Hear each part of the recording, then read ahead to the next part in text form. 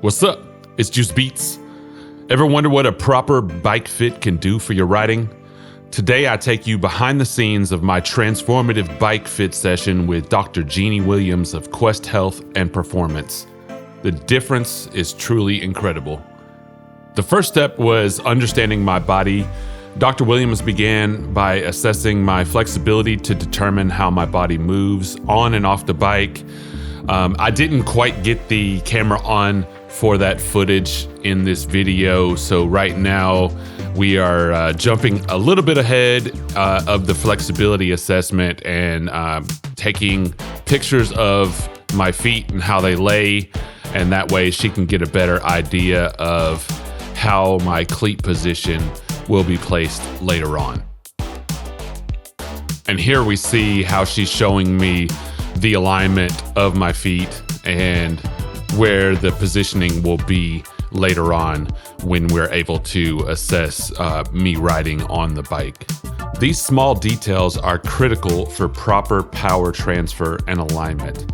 So this is a very important step in your bike fitting. If you're getting a bike fit done, you want to make sure that the person that's doing the bike fitting is analyzing your feet and how they lay, and whether or not you pronate, overpronate, supination, or you have a normal foot alignment. Analyzing your foot placement is crucial, and alignment will be beneficial to not losing your power in the pedal stroke. So what we're going to do is pull, when we put the new cleat on, we're going to pull it all the way back. And then also, because of that to bottom angle where your knee's out at the top, we're going to pull that cleat in, at least on this right side. The left side's going to be a little bit different because of the tracking a bit. But that's why this one's positioned the way it is. We're trying to get the foot pushed out underneath the knee. Okay? All right. So this is the baseline riding assessment. And so before making any changes, Dr. Williams had me ride on the trainer to observe my current setup. Right away, she's noticing some key areas for improvement.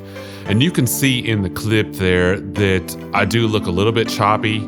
I'm a little bit up high, and I'm not in a great, say, racing position. So that's what I'm going for with this bike fit, is a better racing position, and obviously, better pedal stroke and just overall more comfort on the bike.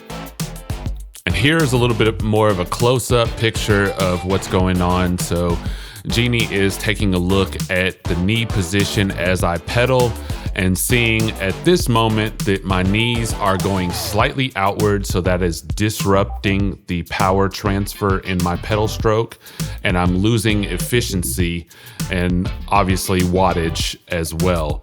So that is something that needs to be corrected. So here we are adjusting the position on my bike of my saddle, and we're analyzing the new position at this point. So from head and back positioning to knee and arm angles, Dr. Williams is meticulously analyzing every aspect of my fit. The focus was improving my stability, alignment, and fluidity without making drastic changes on this day. And just how I mentioned before about my knee placement and the efficiency that I was losing in my power because my knees were going outside of my body and away from the bike, we are aligning the Q factor here. So I'm ensuring my knees are tracking straight for maximum power efficiency. And what she is doing at this moment, because I don't have the correct pedals for the new Q factor, is we put a few washers in between the pedals where they go into the crank arms there. We put, I think, 3 washers just to get an idea of how wide it needs to be. So basically, the 3 washers ended up being about 4 millimeters, and obviously Shimano does have pedals that have a 4 millimeter wide Q factor for the pedals. So I ended up purchasing those later on, and that way I would be correctly aligned on my bike at that point. One of the next things we tinkered with was the tilt of my saddle. So not only do you want to get the saddle position correctly fitted for you on the bike, as far as height, you also want to make sure the fore and aft is correct, but also the saddle tilt. So that's going to make a difference as far as my race position in leaning forward and still being comfortable. So most of the time when I was on my bike before, I had the saddle completely in a neutral 0% or 0 degree tilt. So no tilt at all, just completely flat across the bike there. But in doing this bike fit, we analyzed, how I was leaning and how comfortable I was, and, putting all those factors together. And we came up with a 3 to 4 degree tilt in the saddle there. So that way I'm a little bit tilted forward, but I'm not putting too much pressure on my hands, on, the handlebars. So, that's another aspect of the bike fit as well. So, putting all that together with the tilt and not having, strain on my wrists or hands or anything like that, and then being in that race position, definitely has helped me, get in a nice aero position, but also be comfortable on the bike.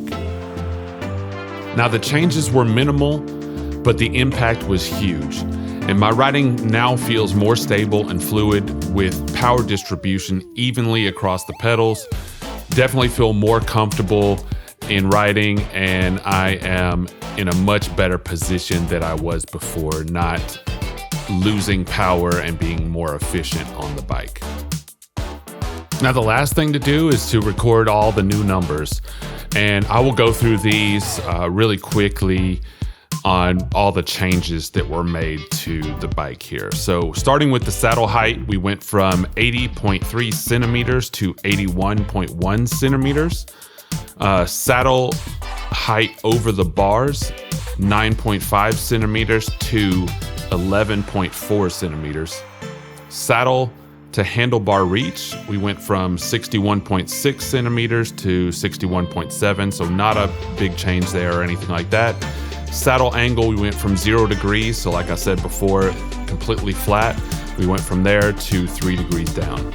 The saddle fore and aft, we went from 11 centimeters aft to 10 centimeters aft. The stem length at the moment when I did this bike fit was 110. It has now changed to 120. And also the handlebar width went from 44 to 40. So I have changed that, and I actually went back to get evaluated again. I didn't actually have the camera to record that part, but I went back to get evaluated again by her just to see if I would be able to do 40 centimeters and at the 120. And she said that would be great to help with some other angles and things that I needed. So, one day of bike fitting is not always going to do everything for you. You may have to go back multiple times to get everything dialed in and make sure that everything is comfortable, because, just riding on the trainer and doing this fit like this is not going to get you all the way there right away. You're going to have to go out and ride it and see how you feel first before you actually can tell if everything is dialed in completely. Riding on the trainer is different than riding on the outside. There's a little bit more movement involved, so you're going to feel more things. You're going to notice more things. So that's exactly how it was. So I left there with a 110 millimeter stem length, but ended up going to a 120 millimeter later on. I think everything else, there was no real change. I'm still on 175 crank length. I think eventually I do want to explore different options in the crank length, probably a 170. But at the moment, I'm invested in power cranks. So I've got power meter in my cranks. And changing those out at this point would cost a little bit more than I want to spend at the moment. So right now I am still on 175 on the crank length. And whether you're riding for fun or performance, a proper bike fit can make all the difference. Huge thanks to Dr. Jeanne Williams for sharing her expertise in transforming my ride. And if you like what you saw, please like and subscribe. Hit that bell icon so you know when I post videos. And yo, I will see you guys on the next one. Peace.